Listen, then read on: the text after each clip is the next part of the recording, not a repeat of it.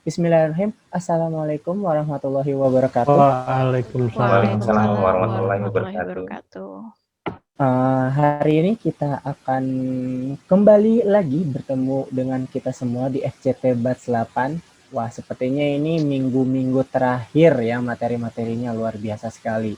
Masih didampingi oleh Pak Doni yang selalu siap sedia mendampingi kita-kita semua.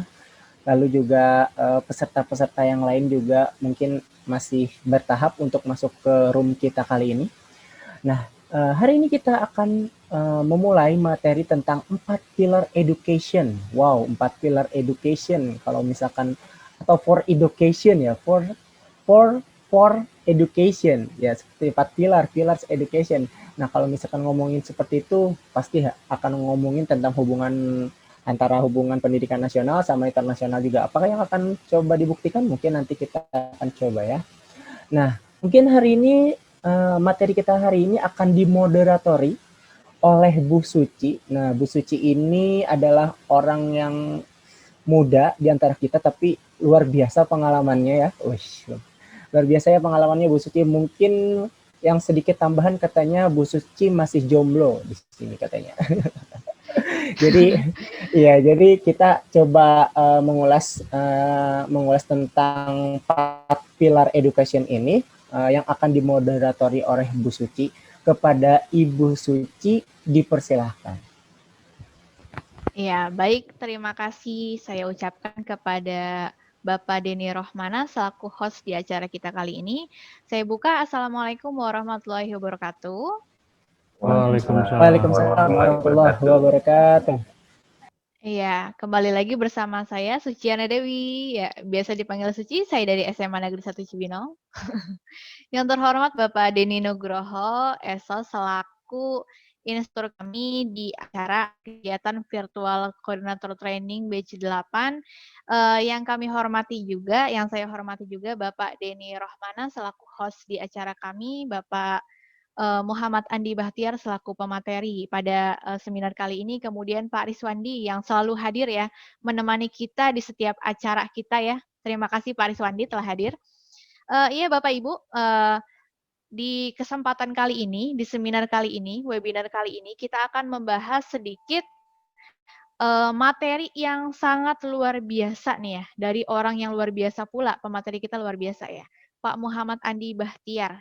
Nah, tema webinar kita kali ini adalah 4 pilar education ya, 4 pilar education, yang mana dicetuskan oleh UNESCO ya, PBB UNESCO. Nah, Bapak Ibu, sebelumnya saya memperkenalkan dulu moderator kita. Pemateri kita. Beliau bernama Muhammad Andi Bahtiar ya, biasa dipanggil Moh, biasa dipanggil Andi, dan biasa dipanggil Bahtiar juga. Jadi Pak Andi ini sangat banyak sekali panggilannya. Kemudian Pak Andi ini sekarang merupakan guru matematika di SMA Negeri 1 Cibinong, merupakan rekan kerja saya ya Pak Andi ya. Pak Andi ini selalu jadi tempat sharing buat saya dalam kegiatan mengajar saya ya. Kebetulan saya ini baru pertama kali mengajar di SMA, jadi Pak Andi ini sebagai teman sharing saya. Nah, Pak Andi ini merupakan lulusan dari STKIP Muhammadiyah Kuningan ya. Jadi Pak Andi ini orang Kuningan dan sekarang lagi beralih ya untuk terbang di Cibinong ya. Nah, Pak Andi ini merupakan seorang organisatoris, banyak sekali pengalaman-pengalamannya. Beliau dulu adalah seorang ketua BEM organisasi kampus ya Pak Andi ya. Yeah. Nah Pak Andi sekarang bekerja sebagai guru matematika, kemudian sebagai tutor juga, tutor matematika ya di LP3I. Kemudian ada banyak sekali ini karya-karyanya. Nah, moto hidup dari Pak Andi adalah do what you believe and believe what you do.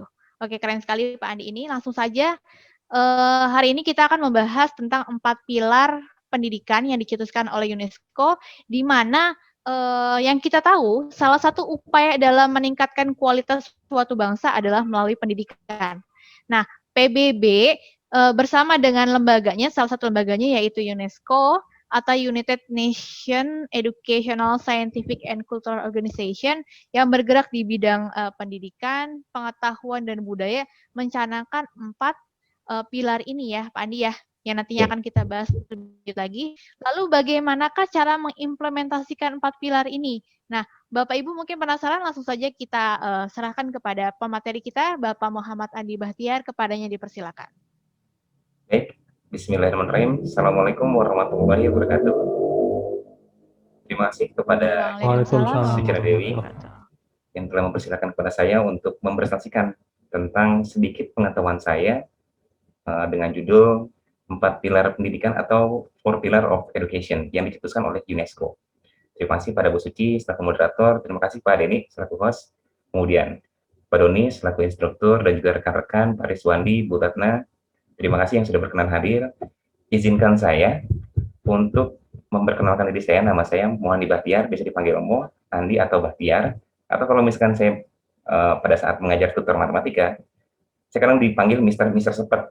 Kenapa dipanggil Mr. Sepet? Karena gelar saya yang di belakang itu ada SPD. Mungkin mereka berpikiran bahwasannya SPD, wah lebih gampang, Sepet aja katanya. Mau diajar dengan siapa? Mr. Sepet deh. Dicari Mr. Sepet siapa gitu kan. Akhirnya, oh ternyata Mr. Sepet ini adalah saya sendiri, seperti itu. Nah, itu sekedar pengantar dari saya. Kemudian saya mohon izin untuk menyampaikan pengetahuan yang saya miliki mengenai 4 pilar pendidikan atau 4 pillar of education. Nah, 4 pilar pendidikan ini dicetuskan pertama kali oleh UNESCO. Nah, apabila kita berbicara tentang yang namanya pendidikan, pasti ada sebuah pertanyaan. Pertanyaan pertama yang muncul adalah, apa itu pendidikan? Menurut Jacques Stillers, pada tahun 1996 dalam bukunya di halaman 17, menyatakan bahwasannya pendidikan merupakan kombinasi antara individu dan masyarakat. Dengan misinya adalah untuk mengembangkan semua bakat serta mewujudkan potensi kreatif yang kita miliki, termasuk tanggung jawab dan mewujudkan apa yang kita impikan. Berarti dari pernyataan Jacques Stillers ini kita dapat menyimpulkan bahwasannya tidak hanya berhubungan tentang individu dan individu, tapi berkaitan dengan yang namanya masyarakat, baik itu keluarga, sekolah, dan juga lingkungan tetangga. Kemudian pertanyaan selanjutnya yang muncul bila kita berbicara tentang pendidikan, mengapa perlu adanya pendidikan? Saya akan memberikan gambaran sedikit tentang mengapa pendidikan itu ada di setiap jenjang pada kita selama hidup. Mulai dari kita lahir, kemudian merangkak, berjalan, duduk, tertidur, berbicara, berlari, makan, bersosialisasi, bahkan sampai kita meninggal pun itu tidak lepas dengan yang namanya pendidikan. Kemudian, apa yang perlu dilakukan untuk mencapai tujuan dari pendidikan? Nah, pendidikan ini memiliki tujuan, dan tujuan ini perlu kita capai dengan cara salah satunya yaitu UNESCO mencetuskan tentang adanya 4 pilar pendidikan, bahwasannya pendidikan yang kita susun dan kita laksanakan perlu adanya fondasi yang kuat, dan fondasi ini adalah pilar, yaitu 4 pilar pendidikan, yaitu 4 pillar of education, di mana yang pertama adalah learning to know, yang kedua learning to do, dan yang ketiga adalah learning to live together, dan yang keempat adalah learning to be. Sekarang kita akan bahas untuk pilar yang pertama, yaitu adalah learning to know, belajar untuk mengetahui sesuatu hal. Di mana untuk learning to know sendiri berkonsentrasi pada pengembangan konsentrasi, kemampuan mengingat, berpikir yang pada tujuannya adalah curiosity atau rasa penasaran dari jiwa manusia. Kalau misalkan setiap manusia sudah memiliki rasa penasaran, maka keinginan untuk learning to know akan meningkat.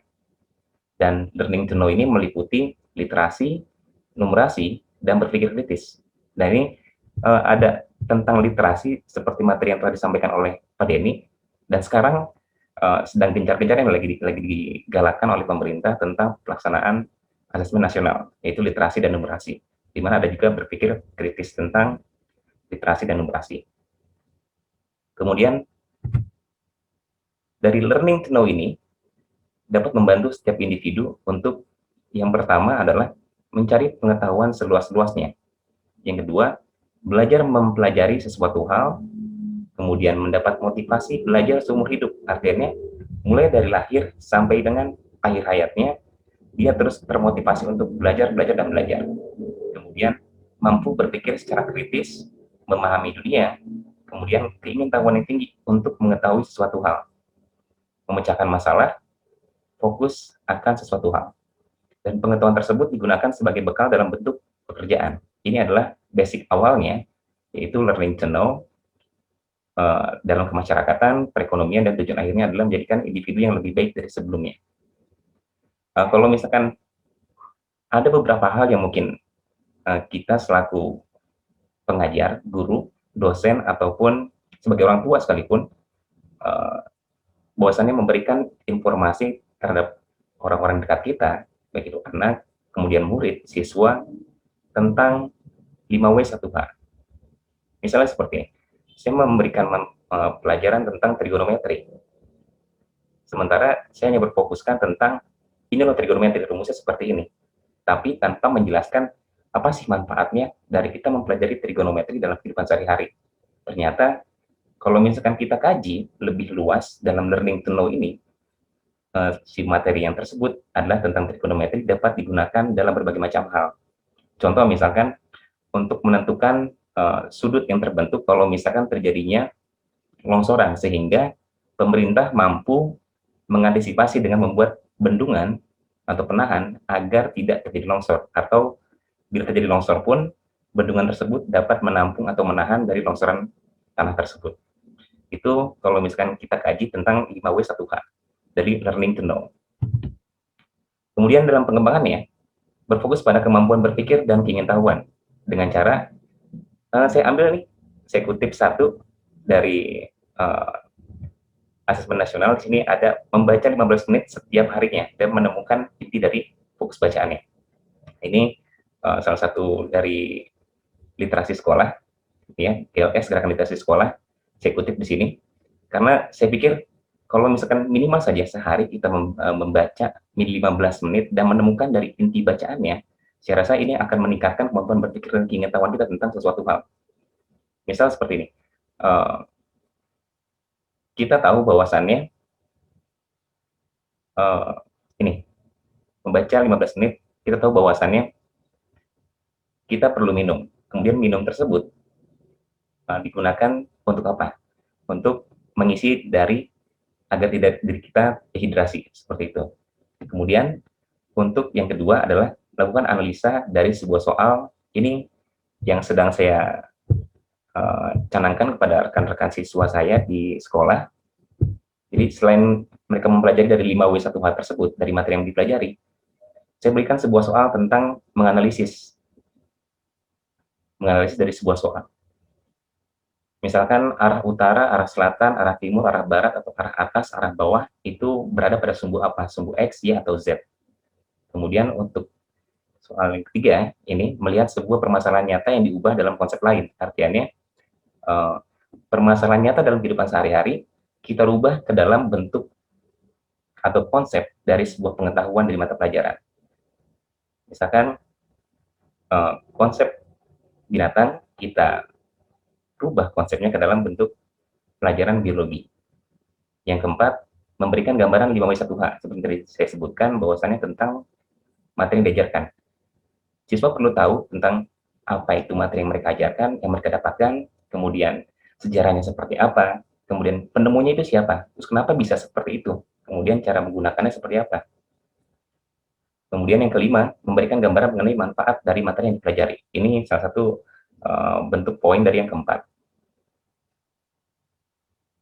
Harapannya, kalau misalnya kita sampaikan dari hal learning to know ini, di mana ada poin 5W1H-nya, siswa termotivasi untuk mempelajari suatu hal. Misalkan mereka ingin menjadi seorang pilot, tapi mereka tidak tahu nih, ternyata di pilot itu perlu pemahaman lebih lanjut tentang titik koordinat. Sementara dia tidak suka tentang yang namanya materi pelajaran, saya nggak suka nih dengan yang namanya materi titik koordinat. Akhirnya pada saat dia akan menjadi pilot, dia baru menyadari bahwasannya, oh ternyata saya nyesal nih, kalau misalkan dulu pada saat sekolah, saya tidak fokus belajar tentang titik koordinat. Ternyata pada saat saya jadi pilot, titik koordinat ini sangat digunakan dalam profesi saya, seperti itu. Kemudian ada beberapa indikator dan tolak ukur yang dijadikan patokan untuk mengetahui learning to know ini berhasil atau tidak. Indikator yang pertama adalah akses untuk belajar. Nah, tolak ukurnya adalah pendidikan dari sekolah dasar sampai dengan tingkat universitas. Kemudian indikator yang kedua adalah pada saat dia mencapai universitas, tolak ukurnya adalah menyelesaikan studinya pada usia 25 sampai 64 tahun.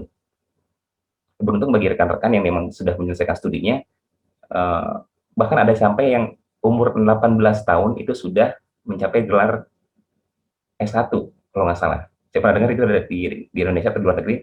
Tapi ada contohnya adalah siswa yang berprestasi lulus kuliah dalam usia dini. Bahkan ada profesor termuda kalau nggak salah atau gelar dokter termuda di Indonesia ada. Kemudian yang ketiga adalah pendidikan pasca sekolah menengah. Ini dia berpartisipasi, tolak ukurnya adalah berpartisipasi pada pendidikan pasca sekolah menengah pada usia 20 sampai 24 tahun. Contohnya adalah untuk pendidikan pasca sekolah menengah seperti pelatihan untuk menjadi kapten kapal atau D1 dan keahlian lainnya. Kemudian indikator yang keempat adalah putus sekolah. Nah, tolak ukurnya adalah putus sekolah atau tidak sekolah pada usia 20 sampai 24 tahun. Kemudian untuk indikator yang terakhir adalah kemampuan literasi remaja. Nah, kalau misalkan kita tahu nih, dari PISA juga sudah ada bahwasannya pada usia 15 tahun itu sebagian besar dilakukan tes untuk melakukan pemecahan masalah, membaca, dan juga dalam bentuk soal matematika. Seperti itu. Kemudian kita masuk kepada pilar yang kedua, yaitu learning to do, atau belajar untuk melakukan sesuatu hal. Pengembangannya adalah tentang keterampilan, mensimulasikan, kemudian bentuk kompetensi, kemudian kemampuan hidup, kualitas diri, bakat, sikap. Nah, ini poin ini lebih kepada interpersonal atau kemampuan diri. Nah, meliputi pelatihan seperti pelatihan komputer, manajerial, magang, atau manajemen organisasi, seperti itu.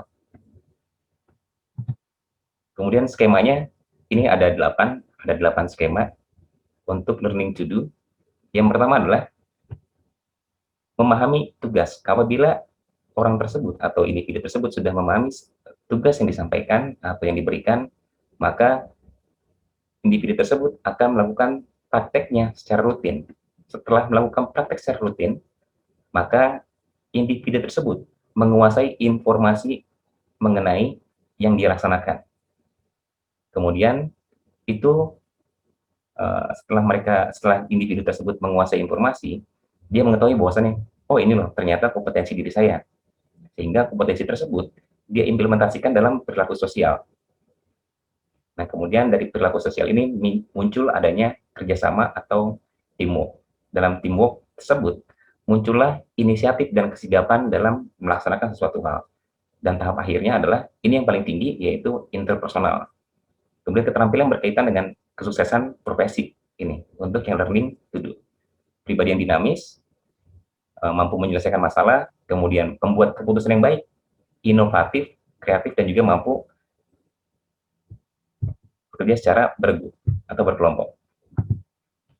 Kemudian selanjutnya, bentuk kompetensinya adalah yang pertama, melatih pengetahuan teoritis, kemudian yang kedua, kepribadian yang dinamis, 3, problem solving, 4, membuat keputusan, 5, inovatif, 6, keterampilan berkelompok. Untuk poin ini, saya khususkan pada poin yang kelima, inovatif dan kreatif nih. Nah, inovatif dan kreatif lebih kepada mencetuskan sebuah ide ataupun gagasan. Karena untuk tahap ini, nanti untuk inovatif dan kreatif itu nanti akan masuk dalam tahap pilar ketiga dan keempat. Kemudian pengembangannya adalah berfokus pada kemampuan diri atau interpersonal dengan cara satu. Kita bisa mengadakan kegiatan seminar atau pelatihan atau simulasi atau yang seperti yang kita laksanakan di sini, yaitu VCT Batch 8, sehingga kemampuan diri kita dalam bekerja sama dapat terbentuk dengan baik. Kemudian, yang kedua, memberikan dan membuat tugas proyek secara individu atau berkelompok. Nah, apabila berkelompok berarti mereka bisa saling sharing. Kemudian untuk individu pun juga sama sebenarnya. Bukan berarti individu tidak bisa sharing-sharing. Kemudian tugas tersebut dikumpulkan secara individu, kemudian kita bahas bersama-sama. Kira-kira penyelesaian masalah dari si A baik atau tidak menurut pandangan si B. Kita akan diskusi seperti itu. Dan yang ketiga adalah membuat kajian mengenai sebuah permasalahan dan diminta memberikan solusi yang terbaik dari permasalahan yang diberikan. Adapun indikator dan tolak ukurnya adalah, pertama, indikatornya ketersediaan pelatihan kerja. Tolak ukurnya adalah apabila di tempat kerja Bapak dan Ibu atau Anda sekalian menyediakan pelatihan kepada karyawannya mengenai pelaksanaan pekerjaan, berarti ini sudah dikatakan ketersediaan pelatihan kerjanya sudah mencukupi atau sudah maksimal. Kemudian yang kedua adalah indikatornya yaitu ikut serta pelatihan yang berhubungan dengan pekerjaannya. Tolak ukurnya adalah mengikuti pelatihan yang berhubungan 1 tahun terakhir atau 6 tahun terakhir pada usia 25 sampai 64 tahun sesuai dengan profesi yang dia geluti. Contoh misalkan saya seorang guru, maka mengikuti pelatihan tentang bagaimana cara mengajar, kemudian pemanfaatan media pembelajaran, dan lain-lain. Kemudian untuk indikator yang ketiga adalah akses pelatihan kejuruan.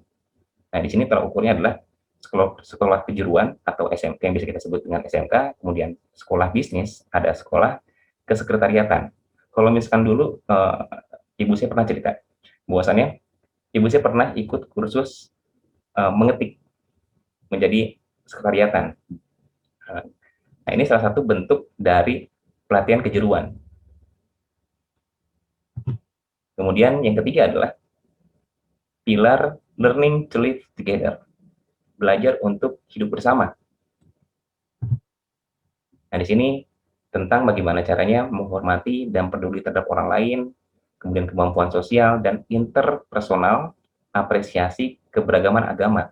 Nah, ini lebih kepada poin sosial, meliputi dinamis, damai, harmonis, saling memahami, kejujuran. Nah, kemudian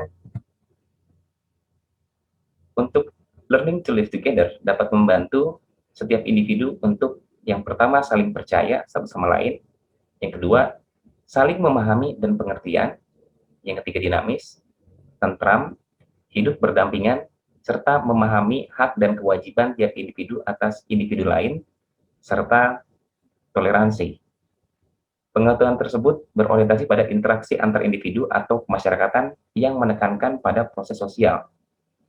Berarti individu A dengan individu B. Itu sudah dikatakan sebagai interaksi sosial. Kemudian, ternyata untuk learning to live together ini dibagi menjadi 2 tingkatan.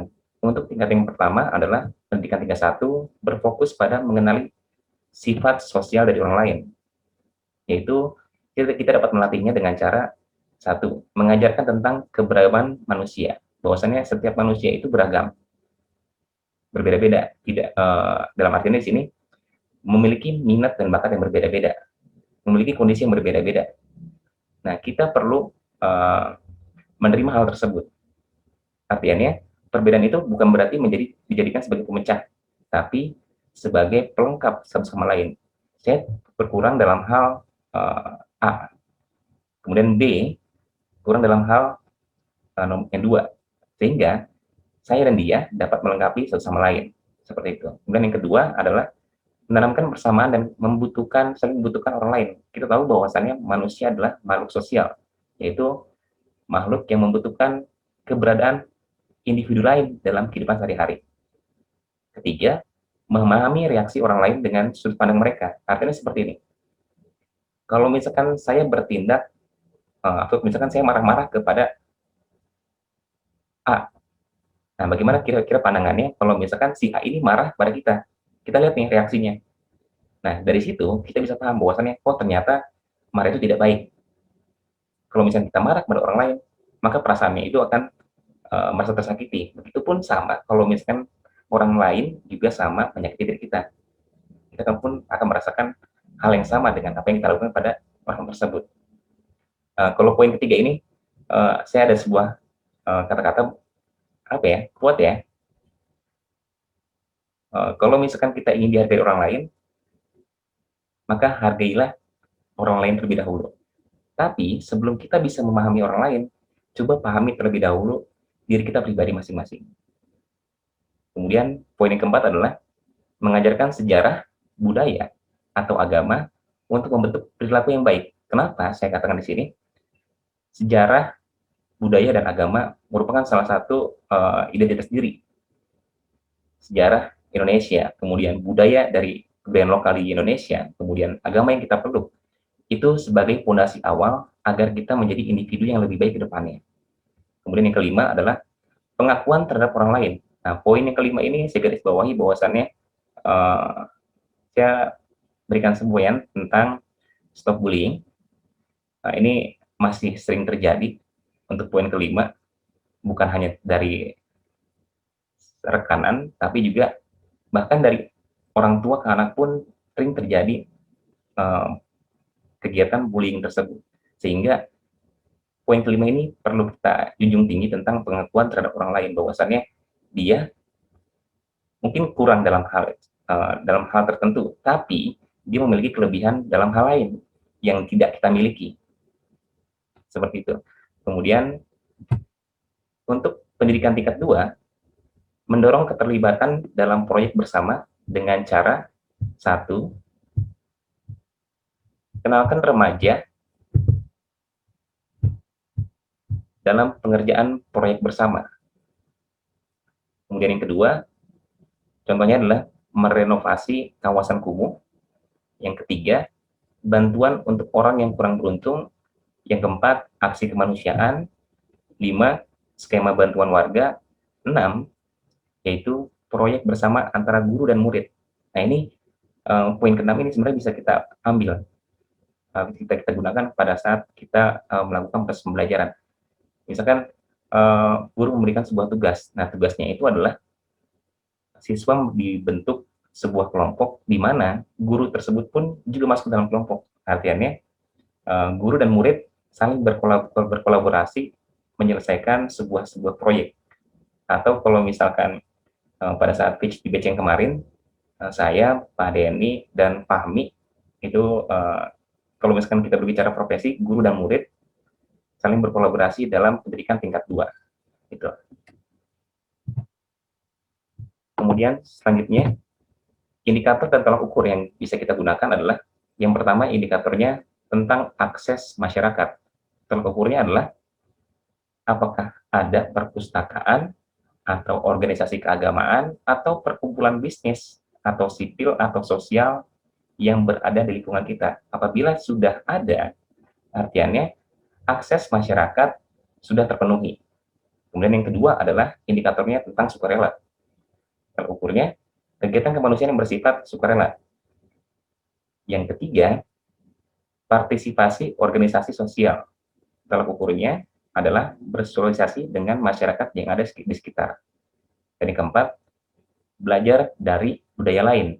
Tolak ukurnya adalah belajar dari kebudayaan warga negara lain yang berkunjung ke negara kita. Nah, ini bukan hanya yang berkunjung, tapi karena sekarang kita sudah menggunakan internet, sosial media, mungkin dari rekan-rekan ada yang punya rekanan dari negara lain, bahkan sampai mereka pun bisa saling belajar, berkomunikasi, atau belajar bahasa dari misalkan contoh Indonesia dengan Jepang, kita belajar bahasa Jepang, orang Jepang belajar bahasa Indonesia. Seperti itu. Kemudian yang keempat, tentang pilarnya yaitu learning to be. Belajar untuk menjadi. Nah, di sini yang kita fokuskan adalah pemenuhan potensi tertinggi. Berpikir, memutuskan, dan bertindak secara mandiri. Artinya, berekspresi sesuai dengan sudut pandang mereka, meliputi kreativitas, komunikasi, apresiasi. Saya pernah menemukan sebuah studi kasus di sini untuk learning to be. Misal contoh gini, Mister atau Kak, saya mau nanya dong untuk soal yang seperti ini, jawabannya seperti apa, misalkan jawabannya apa, gitu kan. Terus tiba-tiba saya jelaskan ke siswa tersebut, jawabannya seperti ini, dan ini. Kemudian siswa tersebut protes, Mister, Kak, atau Pak, kita di sekolah nggak diajarin kayak gitu, itu salah, Kak. Padahal kalau misalkan kita gunakan konsep yang dari sekolah tersebut dengan konsep yang saya berikan, jawabannya sama seperti itu. Artinya di sini kebebasan berekspresi siswa menjadi apa ya? Sedikit berkurang. Artinya di sini siswa tidak bisa memaksimalkan sudut pandang mereka terpatok dengan ini loh, kamu harus gunakan rumus ini, cara pengerjaannya seperti ini, atau kamu harus gunain konsep ini, konsep yang lain salah. Padahal kalau misalkan kita belajar learning to be lebih jauh, kita justru lebih mengarahkan ke siswa atau peserta didik lebih berekspresi tentang cara pikir mereka seperti apa, kemudian mereka bertindak sesuai dengan kemandirian mereka, kemudian mampu membuat sebuah keputusan sesuai dengan interpretasi mereka, dengan catatan pada learning to be ini, kita selaku guru ataupun tenaga pendidik dan juga orang tua memberikan pengawasan dan pengarahan seperti itu, sehingga nantinya kreativitas, komunikasi, dan apresiasi dari siswa untuk bisa lebih berekspresi seperti itu. Kemudian dapat membantu setiap individu untuk berpikir kreatif, komunikatif, apresiasi, kemudian kebebasan berekspresi. Nah, pengetahuan tersebut berorientasi pada keleluasaan setiap individu untuk berpikir, menemukan ide, dan juga bertindak. Tapi dengan catatan adalah pengarahan dan pengawasan. Pengembangannya adalah karena learning to be ini berfokus pada ekspresi diri untuk berpikir, berbicara, dan bertindak, dapat dikembangkan dengan cara satu, memberikan kesempatan kepada siswa atau peserta didik untuk mengemukakan pendapatnya. Yang kedua, adakan kegiatan diskusi atau sharing pendapat, atau kalau saya sering menyebutnya sharing atau sharing online kalau misalkan di channel YouTube saya. Yang ketiga, mengkaji sebuah permasalahan dan memberikan pandangannya sesuai dengan sudut pandangnya masing-masing. Yang keempat, memberikan berbagai cara dalam penyelesaian suatu masalah. Nah, untuk poin yang keempat ini, contohnya adalah siswa diberikan suatu masalah, atau kalau pada saat kita memberikan sebuah contoh soal, ini kita berikan contoh soal A, soal yang pertama, kemudian kita berikan ada ini loh, cara pertama seperti ini, kemudian cara kedua seperti ini, cara ketiga seperti ini, cara keempat seperti ini, sehingga siswa tidak terpatok bahwasannya dengan satu cara, tapi mereka bisa mengembangkan idenya dengan berbagai cara. Dan yang kelima adalah mengadakan kunjungan ke tempat budaya atau seni. Kemudian untuk indikator dan tolak ukurnya adalah, indikator yang pertama adalah tentang paparan media. Tolak ukurnya adalah pengeluaran rumah tangga untuk internet, kemudian buku bacaan, penyediaan bahan-bahan untuk literasi dan juga numerasi. Kemudian indikator yang kedua adalah belajar melalui budaya dengan cara kunjungan museum atau tempat budaya atau melihat penampilan seni secara langsung. Dan kalau misalkan sekarang selama masa pandemi, kita dapat melaksanakan kegiatan penampilan seni secara virtual conference. Kemudian yang ketiga adalah indikator tentang belajar melalui olahraga, rekreasi, dan berolahraga, tolak ukurnya. Kalau misalkan tolak ukurnya bisa berrekreasi atau bisa berolahraga, ini rekreasi bukan berarti rekreasi adalah tentang kita berkunjung ke suatu tempat, tidak. Sebenarnya di rumah pun kita bisa melaksanakan sebuah rekreasi. Nah, intinya adalah kita senang dan bahagia. Itu. Kemudian yang keempat adalah akses internet. Tolak ukurnya adalah penyediaan kabel wireless, DSL, dan lain-lain. Atau penyediaan paketnya. Ini indikatornya adalah sumber kebudayaan. Tolak ukurnya berkunjung ke museum dan galeri seni. Saya pernah melihat sebuah flyer atau promosi yang dilaksanakan oleh pemerintah Jakarta kalau nggak salah. Itu wisata virtual kalau nggak salah untuk kota Jakarta. Itu salah satu kegiatan yang menggunakan sumber kebudayaan, yaitu berkunjung ke sebuah tempat atau daerah di mana kita gunakan virtual. Nah, ini sebelum saya tutup, saya ingin berbagi sedikit tentang pengalaman saya pribadi dan juga rekan-rekan saya mengenai 4 pilar pendidikan itu sendiri. Sebenarnya untuk learning to know, learning to do, learning to live together, dan learning to be ini sendiri, saya pernah menemukan pada sosok seorang anak yang, mohon maaf kalau misalkan saya sebutkan, berkebutuhan khusus. Beliau ini, dia tidak menempuh pendidikan, dia tidak sekolah, bahkan dia tidak SD.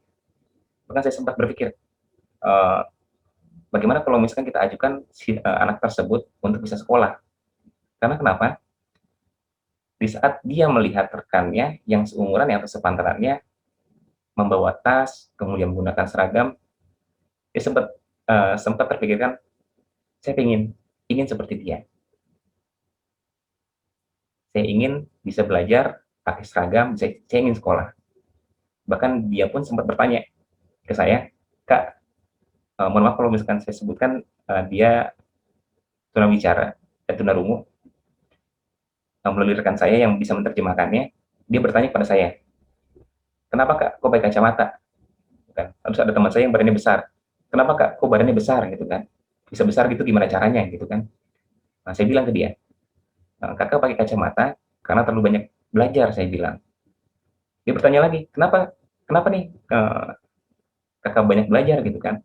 Karena supaya Kakak bisa lebih cerdas gitu kan, lebih baik ke depannya. Kemudian dia menjawab, saya pengen seperti Kakak, dia bilang. Kemudian dia bertanya lagi ke rekan saya yang badannya besar, Kak, kok badannya besar gitu kan? Gimana caranya? Nah, teman saya menjawab, sering latihan dan olahraga. Oke, dia bilang, saya pengen seperti Kakak. Terakhir, hal yang paling buat kita penasaran adalah, saya pun sama-sama saling tetap pandang dengan rekan saya dan bertanya bersama-sama, kenapa kamu pengen pintar dan kamu pengen kuat? Saya bilang gitu. Saya bilang gitu ke anak tersebut. Dia pun menjawab, saya ingin pintar dan cerdas agar saya bisa membahagiakan ibu saya, dia bilang. Terus kemudian kedua, kenapa kamu pengen kuat, pengen badannya besar? Karena saya ingin melindungi ibu saya. Tanpa kita sadari, ternyata anak tersebut sudah justru lebih bisa dikatakan tingkat lebih tinggi dibandingkan kita, atau mungkin saya pribadi ya. Saya pribadi jauh mungkin di atas saya pemahamannya. Bahkan dia sudah learning to know, learning to do, learning to live together, bahkan dia sudah mampu learning to be. Gitu. Dia ingin menjadi seperti itu. Mungkin itu sedikit ilustrasi mungkin tentang pengalaman pribadi saya. Ini saya katakan dia guru saya, inspirasi saya. Semoga tetap sehat, tetap mau belajar. Saya kembalikan kepada Ibu Suci.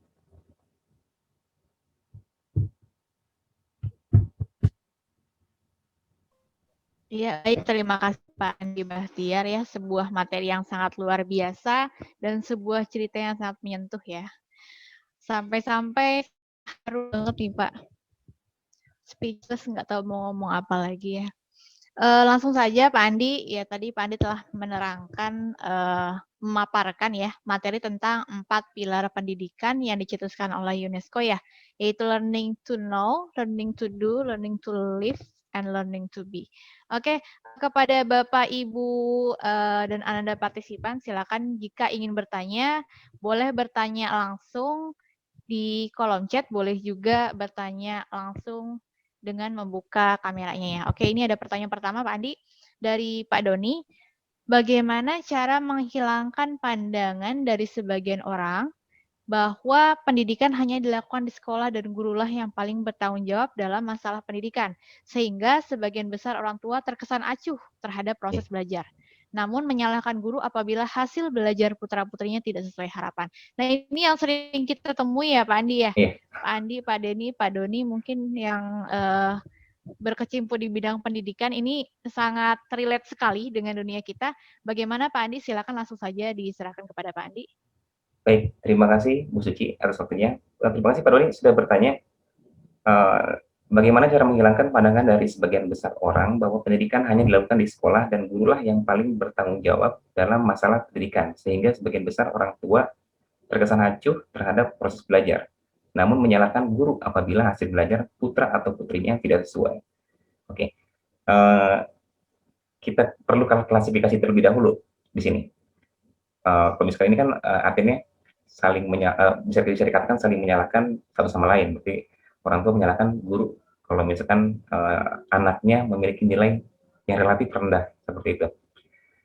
Kita klasifikasikan yang pertama adalah kalau misalkan sumber masalahnya memang dari guru tersebut, artinya tidak melaksanakan 4 pilar yang telah tadi saya sampaikan, yaitu learning to know, learning to do, learning to live together, dan juga learning to be, sehingga dapat memacu siswa untuk bisa belajar lebih maksimal. Ini berarti kita sebagai pendidik harus legowo, artinya harus berani mengakui kesalahan. Itu. Karena intinya adalah kita harus berani mengakui kesalahan dan juga mengakui kebenaran, seperti itu. Itu kalau misalkan sumber klasifikasi masalahnya adalah dari guru tersebut. Sedangkan yang kedua, kalau misalkan sumber masalahnya berasal dari siswa, itu berarti siswa tersebut perlu diberikan pengarahan lebih lanjut. Artinya, kalau misalkan di sekolah, step by step-nya adalah dari wali kelas, guru memberikan pandangan para wali kelas, bahwasanya siswa tersebut, siswa A memiliki nilai rendah. Bisa tolong diarahkan, kemudian nanti wali kelas memanggil siswa tersebut, ataupun dengan orang tuanya. Kemudian selanjutnya adalah, kalau misalkan wali kelas tidak bisa ke langsung guru BK dan seterusnya. Kemudian kalau misalkan sumber masalahnya ternyata ada di luar lingkungan sekolah. Yang ketiga ini misalkan permasalahannya ada dalam masyarakat, misal siswa tersebut berteman atau memiliki komunitas yang dimana tidak memfokuskan pada proses pembelajaran, artinya berpandangan ngapain belajar gitu kan, cukup datang pada saat Zoom, menyalain kamera, atau nanti pada saat turun terangin off cam gitu kan, dikabur kemana. Artinya hal tersebut perlu adanya peran serta dari masyarakat. Yang pertama dari pihak sekolah, begitu guru, kemudian dan lain-lain, semua pihak dan juga siswa itu perlu adanya kerjasama. Yang pertama. Yang kedua, kalau misalkan dari poin dari masyarakat, artinya poin kedua dari siswa berarti perlu adanya pengarahan lebih lanjut.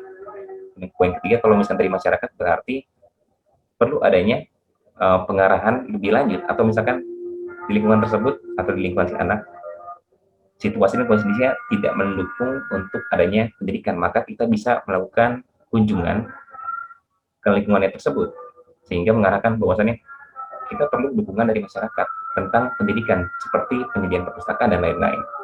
Kemudian yang ketiga, yang keempat, kalau misalkan sumber masalahnya dari keluarga, contoh seperti ini, kita sadari bahwasannya ada orang tua yang kedua-duanya bekerja, ada yang salah satunya bekerja, bahkan ada pula yang anaknya pun bekerja untuk memenuhi kebutuhan hidupnya, tapi orang tuanya acuh tentang bagaimana si anak sekolah atau tidak, belajar atau tidak.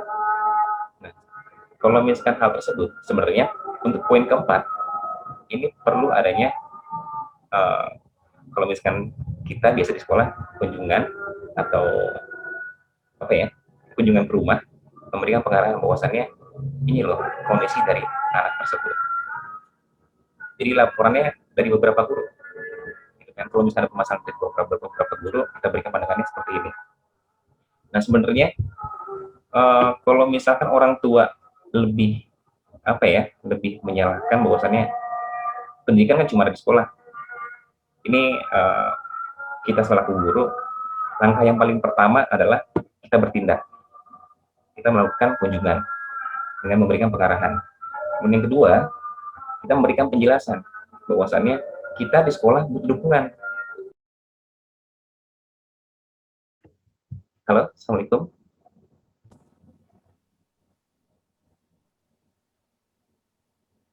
Ya, mohon maaf Bapak, Ibu, tadi saya terputus.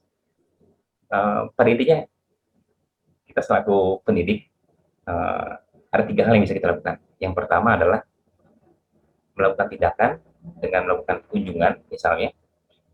Kemudian yang kedua, kalau misalkan melalui tindakan masih juga tidak bisa, kita berikan uh, apa namanya, melalui ucapan, memberikan pengertian kepada orang tua bahwasannya pendidikan tidak hanya selalu ada di sekolah, sekolah dan sekolah. Ternyata pendidikan itu bermula dan yang paling dasar adalah dari lingkungan keluarga, yang mendukung nanti adalah lingkungan masyarakat untuk belajar. Dan yang ketiga, kalau misalkan secara tindakan, secara ucapan masih juga tidak bisa memberikan pengarahan atau apa ya, pengertian kepada orang tua. Ini saya ambil dari Rasulullah SAW. Yang ketiga, kalau tidak bisa dilakukan dengan tindakan, dengan ucapan, maka langkah terakhir adalah dengan doa. Itu. Mungkin itu yang prinsip saya pribadi ya, tentang pertanyaan dari Pak Doni. Itu, Bu Suci. Oh ya, baik. Terima kasih Pak Andi, suatu jawaban yang sangat luar biasa ya, di mana untuk menyikapinya kita harus lihat dulu dari mana sumbernya, begitu ya Pak Andi ya. Apakah memang dari gurunya, ataukah memang dari lingkungannya, atau orang tuanya, atau bahkan dari diri siswa itu sendiri, dan penanganannya pun harus disesuaikan dengan penyebabnya gitu ya Pak Andi ya. Bagaimana Pak Doni? Oke, Pak Doni sudah sudah puas dengan jawabannya. Baik, kita masuk ke pertanyaan kedua, yaitu dari Ibu Bella Seilanita. Assalamualaikum, izin tanya, bagaimana cara sederhana agar 4 pilar tersebut dapat dilaksanakan bagi pendidik, siswa, atau masyarakat biasa yang bukan dari bidang pendidikan? Silakan kepada Pak Andi, dipersilakan. Ya, baik. Terima kasih kepada Bu Bella Seilanita yang sudah bertanya tentang bagaimana cara sederhana agar 4 pilar tersebut dapat dilaksanakan bagi pendidik, siswa, atau masyarakat biasa yang bukan dari kalangan pendidikan. Sebenarnya ini, segala sesuatu halnya itu perlu dari adanya pencetus ide.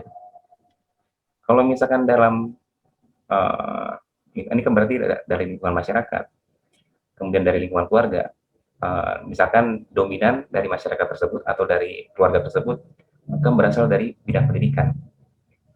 Maka langkah yang paling sederhana adalah perlu adanya inisiator. Nah, inisiator ini bisa kita gunakan atau kita selaku pendidik yang apa ya, bisa dikatakan sebagai salah satu inisiator terbentuknya atau tercetusnya tentang terbentuknya 4 pilar tersebut. Contoh misalkan seperti ini.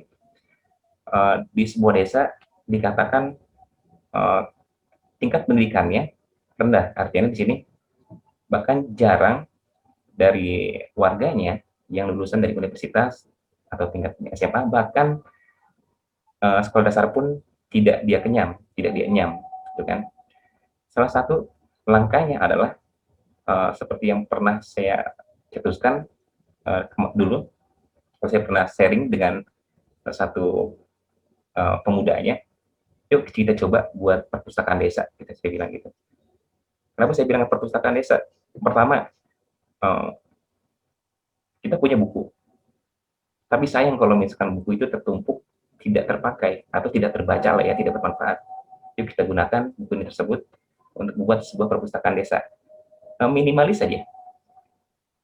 Satu itu. Yang kedua, kalau misalkan di dalam lingkungan masyarakat, kita bisa melakukan door to door. Misalkan kita adakan seperti kegiatan dalam lingkungan desa, kegiatan untuk literasi atau bedah buku ya. Misalkan kalau misalkan sekarang pada saat masa pandemi, yuk kita coba adakan virtual conference dari satu rumah, satu virtual conference.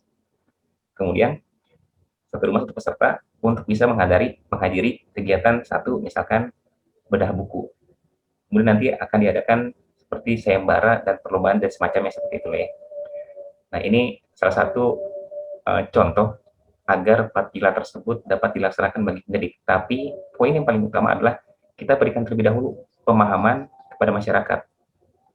Kalau misalkan secara pamflet tidak bisa, kemudian secara telepon tidak bisa, saya ambil sebuah contoh almarhum kakek saya. ini di luar pendidikan, tapi dia tidak akan tidur sebelum warganya tidur.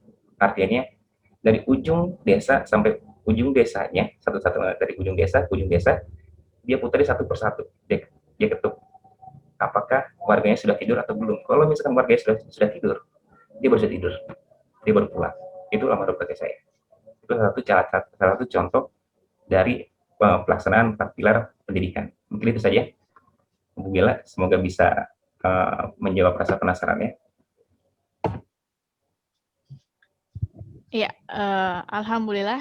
Terima kasih kepada Pak Andi ya, jawabannya sangat luar biasa atas pertanyaan dari Bu Bella. Bagaimana Bu Bella? Apakah sudah puas dengan jawaban yang diberikan oleh Pak Andi? Oke, sudah ya. Oke, baik. Bapak, Ibu, dan Ananda yang berbahagia, apakah masih ada yang ingin bertanya kepada Bapak Andi Bahtiar? Silakan jika masih ada yang ingin bertanya. Oke, sepertinya sudah habis ya Pak Andi ya? Iya. Iya, mungkin kita langsung saja kepada acara selanjutnya, yaitu mungkin pembuatan kesimpulan ya dari pemateri. Namun sebelum ke pemateri, saya ucapkan terima kasih kepada Ibu Bella dan Bapak Doni yang sudah bertanya ya, pertanyaan yang sangat luar biasa yang telah dilontarkan oleh Bu Bella dan Pak Doni, telah dijawab juga oleh Pak Andi. Kemudian langsung saja Pak Andi dipersilakan untuk memberikan kesimpulan. Baik, terima kasih Bu Suci. Kesimpulannya, sebenarnya untuk 4 pilar pendidikan ini sendiri kan dicetuskan di ranah internasional, yaitu UNESCO. Nah, 4 pilar ini yaitu yang pertama learning to know, belajar untuk mengetahui sesuatu hal. Indonesia pun sudah melaksanakan itu.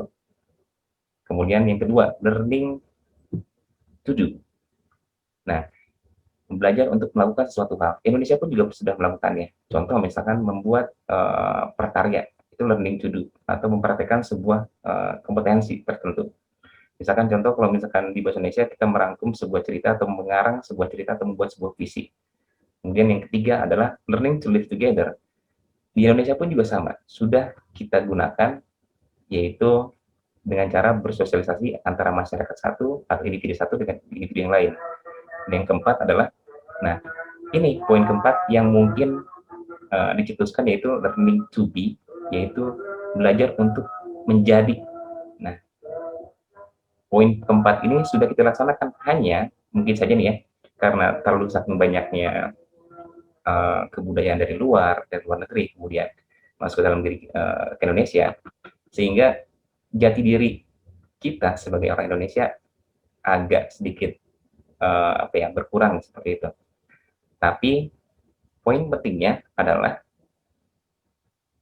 bagaimana caranya agar setiap manusia, baik itu yang ada di Indonesia maupun di luar negeri, mampu berekspresi sesuai dengan intuisinya, dengan ranah yang baik.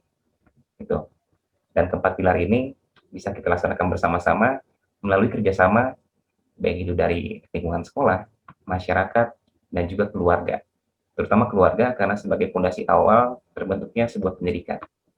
Itu saja dari saya. Do what you believe and believe what you do, yaitu lakukan apa yang kamu yakini dan yakini apa yang kamu lakukan. Kalau misalkan kita tidak yakin, nggak usah kita lakukan. Tapi kalau misalnya kita sudah melakukan sesuatu hal, kita harus yakin bahwasannya hal itu perlu kita lakukan. Itu saja. Terima kasih. Dikembalikan kepada Bu Suci. Iya, baik. Terima kasih Pak Andi atas kesimpulannya. Jadi sedikit yang bisa saya simpulkan dari yang telah dipaparkan Pak Andi, bahwa pendidikan yang baik harus didukung oleh fondasi yang kuat pula, seperti yang telah dicetuskan oleh UNESCO, bahwa ada 4 pilar pendidikan, yaitu learning to know, learning to do, learning to live, and learning to be. Oke, langsung saja kita tiba di penghujung acara kita hari ini. Saya ucapkan terima kasih kepada Bapak Muhammad Andi Bahtiar selaku presenter kita yang telah menyampaikan materi yang sangat luar biasa. Saya ucapkan terima kasih juga kepada Bapak Denny Rohmana yang telah bertugas hari ini sebagai host di acara kita. Kami ucapkan terima kasih kepada Bapak Doni Nugroho dan Bapak Anwar yang telah bersedia untuk meluangkan waktunya hadir di acara kita. Saya ucapkan terima kasih juga kepada Ibu Bella Seilanita, Ibu Siti Raidatul, dan Bapak Rizwandi yang sampai saat ini tetap menemani kami, tetap menemani kita ya sampai di penghujung acara. Saya Suciana Dewi, mohon maaf apabila banyak kesalahan. Saya ucapkan terima kasih kepada semua pihak yang telah berkontribusi. Saya kembalikan kepada host. Assalamualaikum warahmatullahi wabarakatuh. Waalaikumsalam warahmatullahi wabarakatuh. Ya, terima kasih Ibu Suci sebagai moderator biasa ya, luar biasa sekali. Luar biasa sekali untuk hari ini, semangatnya Bu Suci ya untuk hari ini luar biasa. Tadi sudah jadi presenter, sekarang sudah jadi moderator ya. Lalu Pak Muhammad lega, Andi Bahtiar, ya, betul sekali lega ya. Lalu Pak Muhammad Moh ya, Pak Moh Andi Bahtiar. Andi Bahtiar juga baru tahu nih kalau misalkan nama Pak Andi ini sebenarnya Moh Andi Bahtiar. Padahal kemarin saya sempat diprotes nih sama Pak Moh Andi Bahtiar. Pak Denny, tolong namanya jangan pakai titik, bukan Muhammad. Oh iya. Ya seperti itu. Mungkin hari ini coba kepada rekan-rekan semua dan Ananda bisa dinyalakan videonya atau kameranya, on kamera untuk kita dijadikan apa ya, kita coba foto virtual bersama Bu Siti Raidatul, Pariswandi, dan Bu Bella ya tadi yang sudah bertanya, luar biasa pertanyaannya, mudah-mudahan masih sampai sekarang masih bertahan. Ayo kita foto, mungkin masih nunggu Pariswandi nih, kalau Pariswandi harus kita tunggu nih ya. Kemarin kalau kita ninggalin Pariswandi harus selalu standby. Ayo Pariswandi, kita tunggu ya, kita tunggu, masih kita tunggu Pariswandi untuk memulai foto. Pariswandi masih gelap ya? Oke, Bu Rida, ya silahkan. Oh, mungkin masih menunggu Bu Bella. Ya, mungkin kita coba ya satu senyumnya yang manis, asik. Senyumnya yang 1, 2, 3. Ya, alhamdulillah, sekali lagi. 1, 2, 3. Ya. Oke, terima kasih Bapak Ibu semuanya. Terima kasih atas kehadirannya. Mungkin hari ini mungkin FCT terakhir, tapi kita harus selalu membantu yang lainnya. Dan materi-materi kali ini Bu Bella juga baru pertama kali saya melihat ada Bu Bella. Nanti coba mungkin di materi-materi selanjutnya, karena di FCT kali ini bukan hanya seputar tentang patilan, tentang pendidikan, tentang apapun, kita menggunakan aplikasi teknologi abad 4.0 atau 5.0 ini sangat bermanfaat sekali bagi guru, siswa, apalagi bagi masyarakat yang baru pertama kali mengenal teknologi atau yang memang cuman mengandalkan HP saja, seperti itu ya. Terima kasih untuk hari ini Pak Doni, terima kasih. Sama-sama, terima kasih. Selamat yang udah selesai tugasnya. Iya Pak, alhamdulillah Pak. Hari ini luar biasa, ditutup semuanya mungkin Pak Denny, alhamdulillah ya, silakan. Terakhir Pak Denny, mungkin ini ya, ya, mau menyampaikan terakhir salam pelajar Indonesia, itu aja Pak.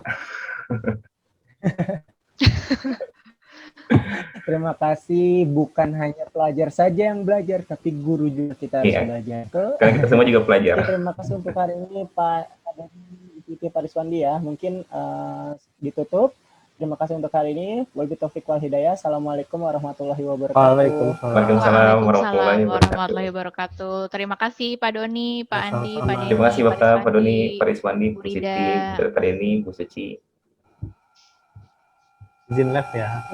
Ya, Pak Doni. Selamat Pak, Ibu.